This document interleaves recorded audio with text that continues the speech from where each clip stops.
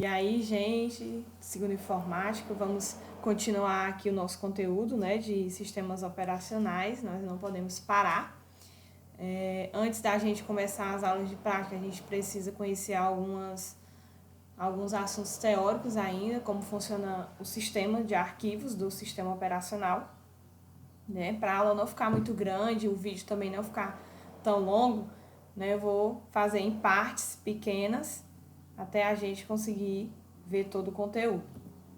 Então, para iniciar aqui, sistemas de arquivos, né? A maioria dos usuários, ele enxerga o sistema operacional, né, o sistema de arquivos, apenas visualmente, como pastas, como arquivos de texto, de áudio e de vídeo.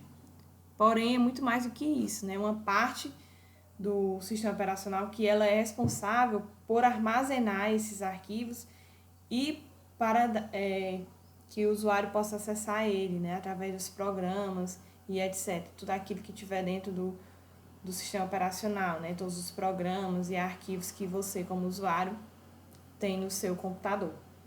Então, consiste de 3 partes, dividindo mais ou menos. Então, o conjunto de arquivos, a estrutura de diretórios e a partição.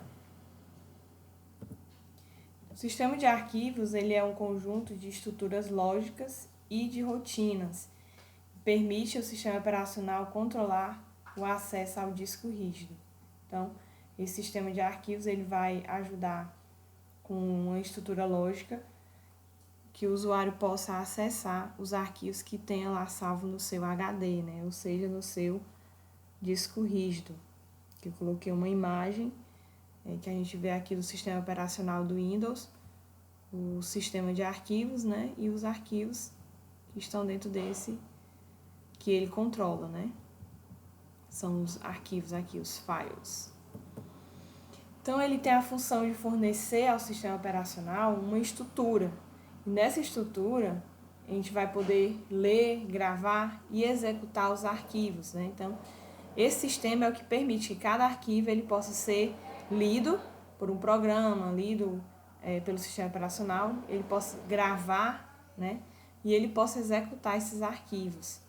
Então, ele é criado, o sistema de arquivos, ele é criado durante a formatação de uma partição no disco rígido, o HD.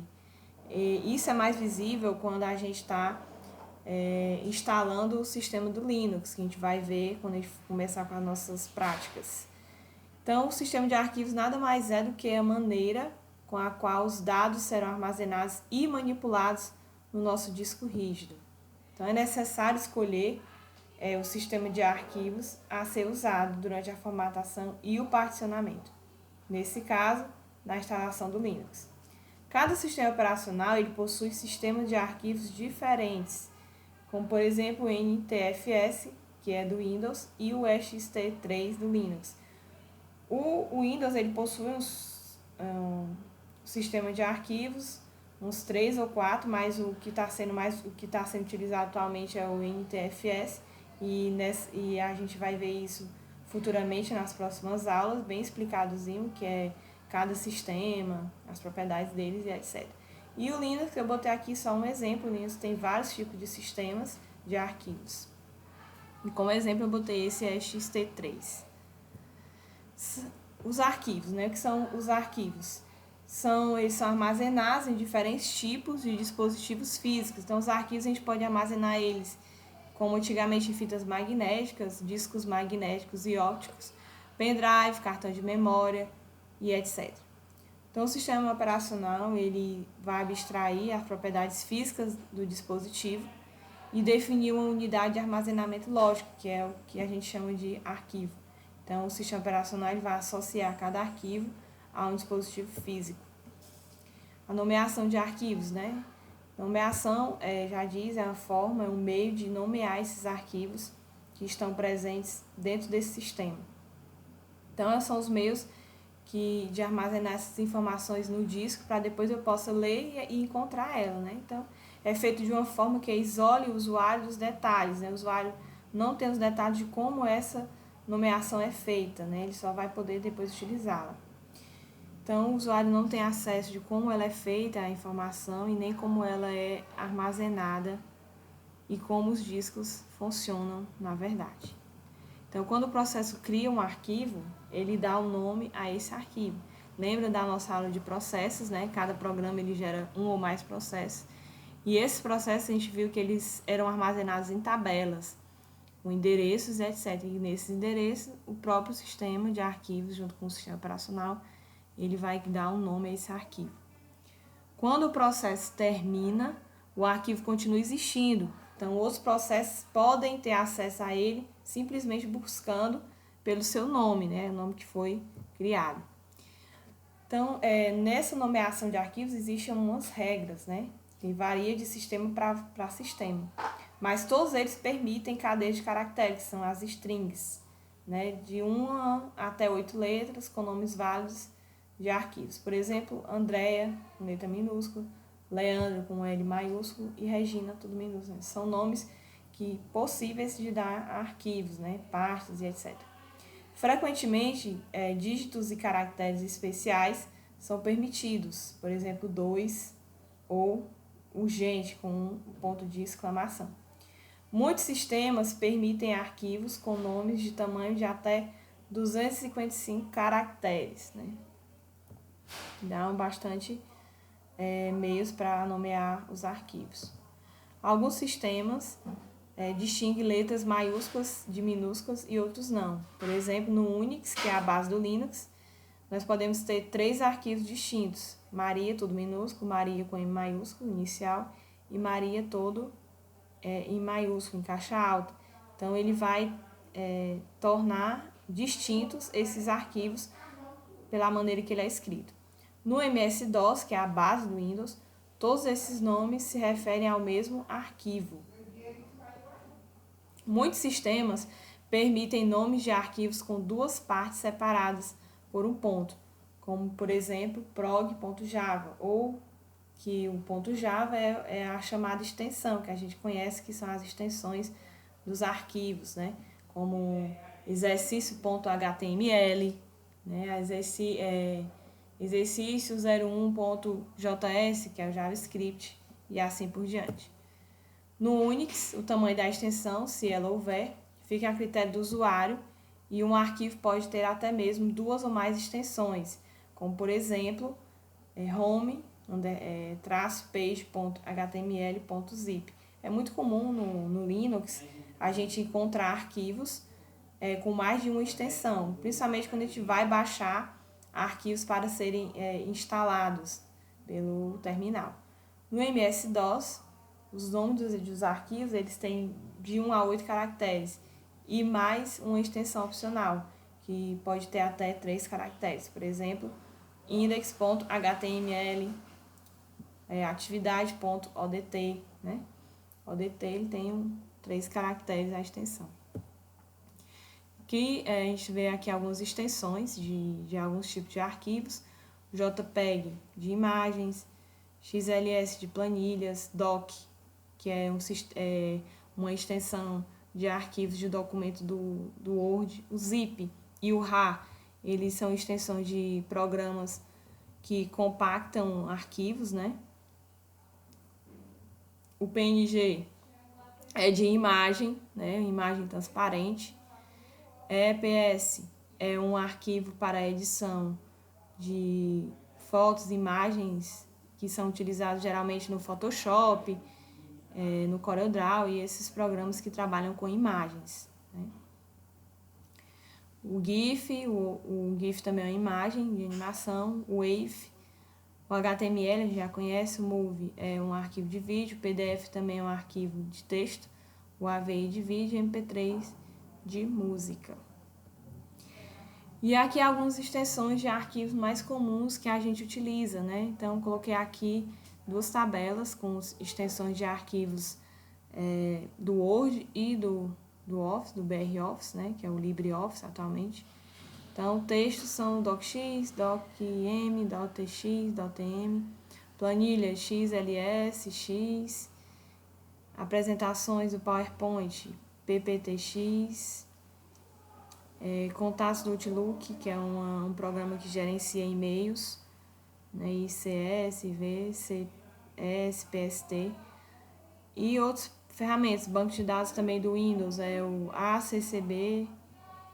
E aqui no BR Office, a gente tem de texto o ODT, planilha eletrônica ODS, apresentação de slide ODP, banco de dados ODB, desenho ODG e fórmula matemática ODF.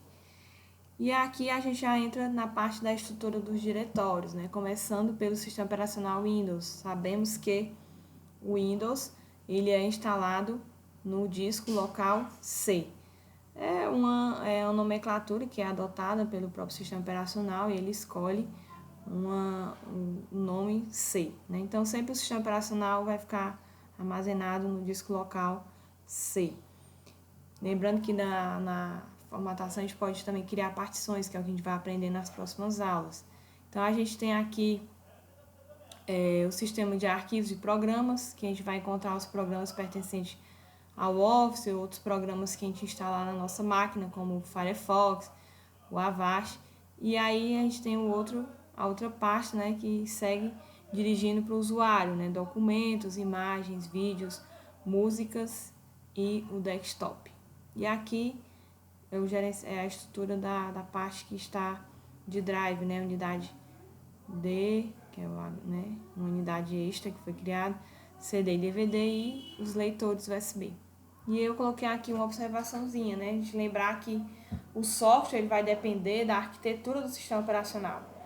Né? A gente lembra da disciplina de AMC, né? Arquitetura de 32 e 64 bits. O sistema operacional instalado for de 32 bits, ele sempre é renomeado como x86 e haverá apenas uma pasta. Já se o sistema operacional for de 64 bits, ele vai conter duas pastas de arquivos, né? Uma chamada de arquivo de programas e a outra de arquivo de programa x86, que é onde ficam os programas que estão funcionando em 32 bits. Uma observação a fazer é que se você utiliza um sistema operacional de 32 bits, se você instalar um programa que rode numa arquitetura de 64, ele pode não funcionar ou causar mau funcionamento à sua máquina, né? E vai dar um conflito nas arquiteturas. Então, você consegue instalar um de 32 bits no 64, mas instalar um de 64 em 32 bits não é recomendado. Então, qual a diferença do 32 bits para 64 bits, né? Em termos do sistema operacional, a maior característica e a maior característica mais importante, ou seja, a diferença maior é na questão do reconhecimento da memória RAM. No sistema operacional de 32 bits, ele vai reconhecer até no máximo 4 GB de RAM. Já se eu tenho um sistema de 64 bits, ele pode suportar até 192 GB de RAM.